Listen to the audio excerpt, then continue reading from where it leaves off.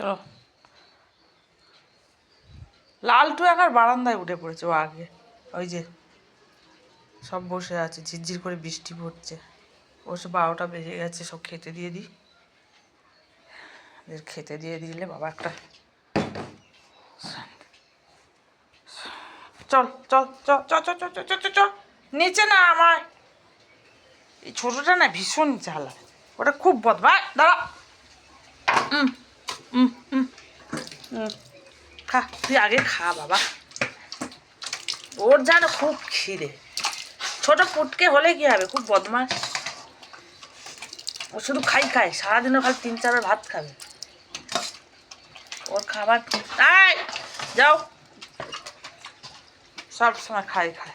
আরে লালু দাঁড়া, লালু বসে আছে, দেখো আরে পাঁচিলে বসে আছে লালু। দাঁড়া লালু দাঁড়া, খা তাড়াহুড়ো করে গলায় আটকাস না, যেন মনে হচ্ছে ওদের ভাত কে খেয়ে নেবে। চল খা, তোর আগে দি। চল যাও দিকে,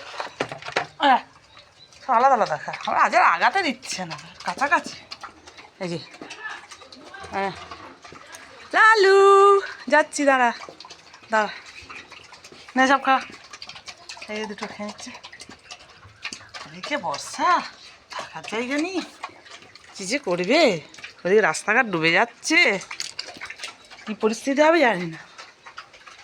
আমাদেরই ঘরে জল ঢুকে গেল, আমরা কোথায় যাবো আর ওরা কোথায় থাকবে ভগবান জানে।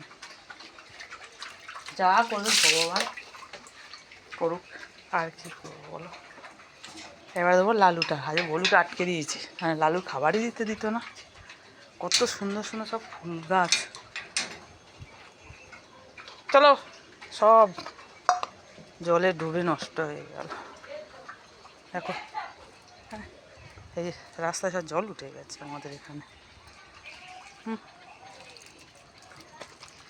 এই কেউ মারপিট করবি না, খা সব খা। ওই লালু সর, ওকেও দে দে দে। এ খুব বদমাইশ, আমার কিছু করার নেই বাবা, এত এ পারা যায় না রে।